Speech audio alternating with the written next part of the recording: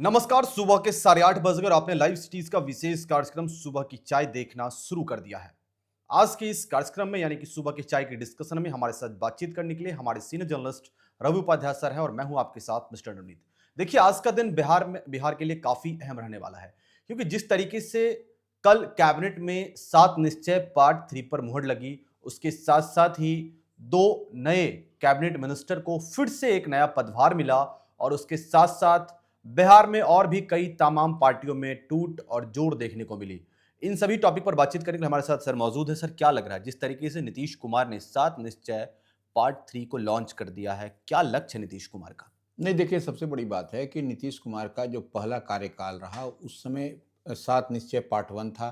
उसके बाद फिर उसके 7 निश्चय पार्ट 2 रहा और फिर इस बार जो थंपिंग मेजॉरिटी के साथ जो डबल इंजन की सरकार बिहार में नीतीश कुमार के नेतृत्व में आई है, तो 7 निश्चय पार्ट 3 है ये। और यह जो है सो 2025 से 2030 तक का पूरा रोड मैप तैयार किया गया है कि किन-किन क्षेत्रों में कहाँ-कहाँ पर नीतीश सरकार बेहतर काम करेगी, बेहतर परफॉर्म करेगी। उसमें कृषि है, स्वास्थ्य है, तमाम तरह की बात की गई, नौकरी, बेरोजगार, तो अन्य कई सारे मुद्दों को इस बार 7 निश्चय पार्ट 3 में समाहित किया गया है।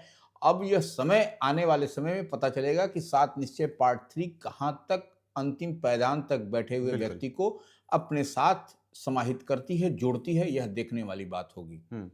अच्छा सर, कल जिस तरीके से नितिन नवीन जब बीजेपी के राष्ट्रीय कार्यकारी अध्यक्ष बन गए, तो ऐसे में कल बिहार में एक और बड़ा फैसला हुआ था। वो फैसला था कि जब नितिन नवीन अपने पद से हट गए, तो नितिन नवीन के पास 2 विभाग की जिम्मेदारी थी।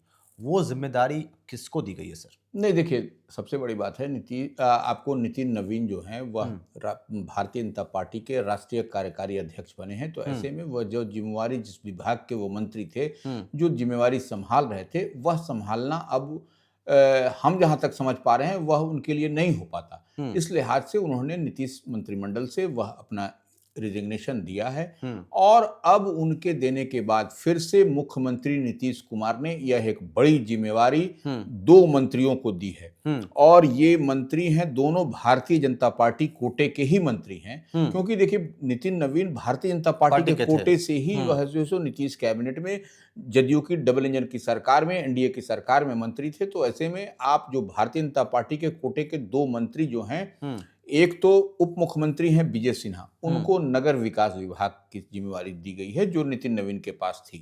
दूसरा महत्वपूर्ण विभाग है पथ निर्माण विभाग, जो दिलीप जायसवाल के पास में ऑलरेडी पहले से उद्योग विभाग था। तो ये एक और उनको एड ऑन किया गया है, एक और जोड़ा गया है। तो ऐसे में अब दोनों विभागों की जिम्मेवारी भारतीय जनता पार्टी के विधायक के पास में है। और दिलीप जायसवाल तो आपको पहले भी भारतीय जनता पार्टी के प्रदेश अध्यक्ष बिल्कुल रहे थे।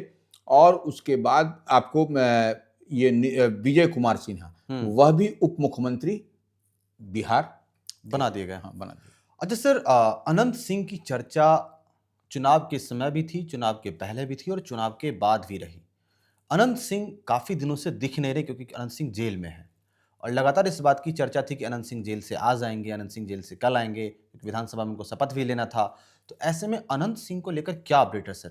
नहीं, देखिए, अनंत सिंह जो है सो इस बार के विधानसभा के आम चुनाव में जेडीयू के उम्मीदवार थे और मोकामा से वह जीत करके लगातार आए हैं। अनंत सिंह जो है सो मोकामा से लगातार जीते हैं, या निर्दलीय हो या फिर किस आरजेडी में हो या फिर जेडीयू में हो, वह जीतते ही रहे। इस बार भी वह मोकामा में बेहतर स्ट्राइक किया और जीत करके आया। लेकिन एक चुनाव के दरमियान ही एक कांड हो गया था, दुलारचंद हत्याकांड जो हुआ था, उस मामले में वह पटना की बेऊर जेल में बंद है। इसी कारण उनका शपथ भी नहीं हो सका था विधानसभा के सत्र के दौरान। तो अब जो उनका जो मसला है, जो मामला है, वह एमपी एमएलए कोर्ट में था। तो उसमें याचिका उनके तरफ से था कि वो उनको कोर्ट से मिल जाएगा, लेकिन वो राहत नहीं मिली है और वह उनकी जमानत याचिका जो है उसको खारिज कर दिया गया है। तो अब अनंत सिंह की परेशानी बढ़ती हुई दिखाई पड़ रही है, क्योंकि एमपी एमएलए कोर्ट से जब राहत नहीं मिली है तो फिर अब क्या समाधान होगा, यह तो न्यायिक प्रक्रिया है, लेकिन निश्चित रूप से अनंत सिंह की रात अब बेऊर जेल में ही कटेगी। अच्छा, चलते हैं पॉलिटिकल गलियारों में। पॉलिटिकल गलियारों में क्या लग रहा है सर, किसकी पार्टी टूट रही है, किसकी पार्टी जुट रही है? बड़ा खेल चल रहा है सर अंदर ही अंदर। देखिए, बीते दिन आपने देखा कि किस तरीके से चिराग पासवान जो एनडीए में हैं, जो नरेंद्र मोदी कैबिनेट में मिनिस्टर हैं, लोक जनशक्ति पार्टी रामविलास के राष्ट्रीय अध्यक्ष हैं, उनकी पार्टी में एक टूट हुई है। लोजपा में टूट हुई है। हाँ, लोजपा एलजेपीआर में बिल्कुल वो उनकी पार्टी में टूट हुई है। और उनकी पार्टी में टूट कोई दूसरे दल में नहीं गए हैं, उन्हीं के गठबंधन, उन्हीं के अलायंस पार्टनर जो राष्ट्रीय लोक मोर्चा उपेंद्र कुशवाहा की पार्टी में है, उसी में उनके चिराग पासवान की पार्टी लोक जनशक्ति पार्टी रामविलास के जो टूट करके आए हैं वह उसमें मिले हैं, शामिल हुए हैं। और लेकिन तब है कि एक बड़ा झटका लगा है, जहां तक हम देखो समझ पाते हैं, क्योंकि जिन नेता का नाम आ रहा था AK वाजपेयी, वह आपको चिराग पासवान की पार्टी में प्रखर प्रवक्ताओं में उनकी गिनती होती थी। क्या बात है। और वह जाने माने अधिवक्ता भी हैं दिल्ली में। तो इस लिहाज से आप समझिए कि वह 1985 से, हमको जहां तक याद पड़ता है 1985 से वह लोक जनशक्ति पार्टी के संस्थापक आपको रामविलास पासवान श्रद्धेय, उनके साथ में उनकी छंती थी, बहुत बनती थी। और वह एक तरीके से कहा जाए तो जो कोर कमेटी होती थी, थिंक टैंक होता था लोजपा का,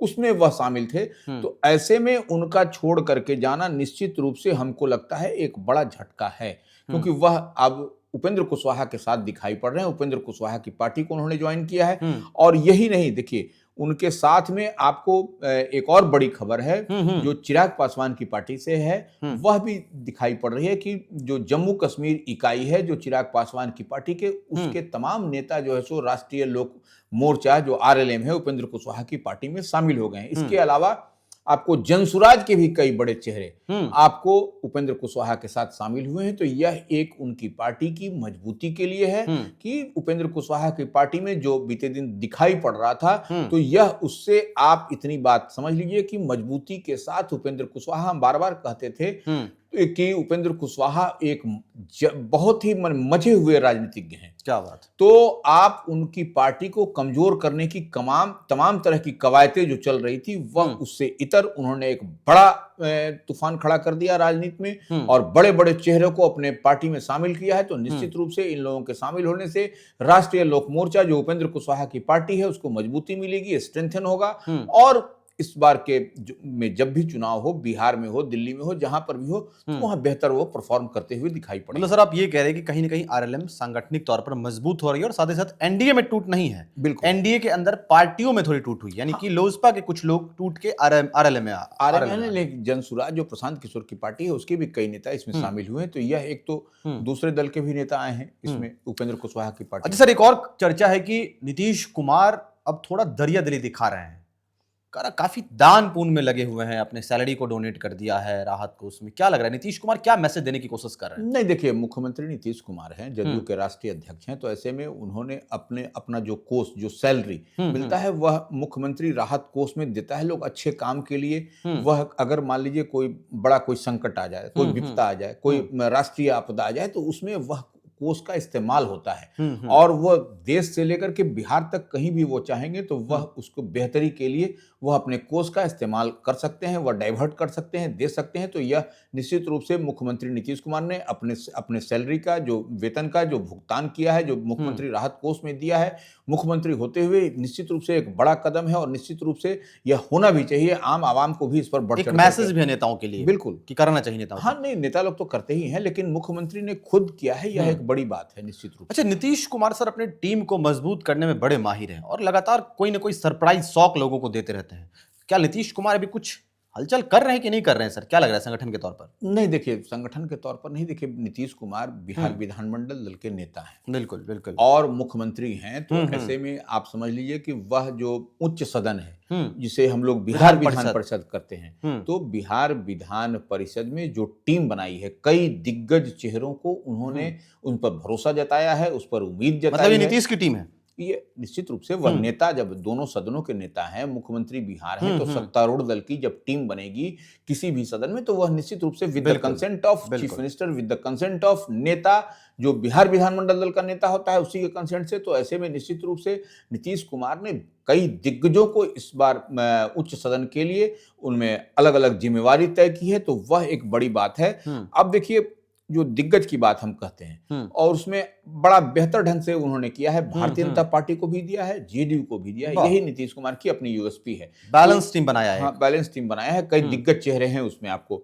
अब देखिए डॉक्टर राजेंद्र गुप्ता जो भारतीय जनता पार्टी से हैं, क्या जिम्मेदारी मिली है? अच्छा वो बता रहे हैं। अब देखिए ललन सराफ वो जेडीयू से हैं, दोनों को जो है सो उप नेता बनाया है सत्तारूढ़ दल का। ये एक बड़ी बात है। अब देखिए संजय सिंह जो मुख्य सचेतक हैं, वो बिहार विधान परिषद में पहले भी थे, इस बार भी उनको यह जिम्मेवारी दी गई है और वह जेडीयू से हैं। क्या बात। तो अब आइए नीरज कुमार, प्रखर प्रवक्ता हैं और वो जाने माने नेता हैं, अच्छे वक्ता भी हैं, इसलिए हम बोल रहे हैं प्रखर प्रवक्ता, और वह जेडीयू से हैं। और जनक राम जो भारतीय जनता पार्टी के बड़े चेहरे हैं, पहले एक्स मेंबर ऑफ पार्लियामेंट भी रहे हैं, तो जनक राम, और इसी तरीके से रीना देवी, इन सबको सचेतक बनाया गया है सत्तारूढ़ दल का। तो ये आपको देखिए, अब जनक राम जो है सो भारतीय जनता पार्टी से हैं, आपको संजय सिंह जो मुख्य सचेतक हैं वह जो जेडीयू से हैं, रीना देवी वह सचेतक बनी है, वह भी जेडीयू से हैं। तो यह एक बेहतर टीम उन्होंने उच्च सदन के लिए, बिहार विधान परिषद के लिए दिया है। और इसमें कई दिग्गज चेहरे, आपको महिला को भी दिखाया दिया है प्रतिनिधित्व। तो यह एक बैलेंस टीम और बेहतर टीम, समाज के सभी समीकरण को साधते हुए उन्होंने बनाया है। बिल्कुल। देखिए, मुख्यमंत्री नीतीश कुमार ने अपने 7 निश्चय पार्ट 3 योजना को लॉन्च कर दिया। बिहार में अब तमाम काम होने साथ साथ नितिन नवीन के राष्ट्रीय कार्यकारी अध्यक्ष बनने के बाद बीजेपी ने बड़ी कमान सौंपी, तो उनके जो विभाग थे मंत्री के, वो दोनों विभाग का बंटवारा भी हो चुका है। साथ साथ चिराग पासवान की पार्टी टूटी है, लेकिन एनडीए नहीं टूटी है।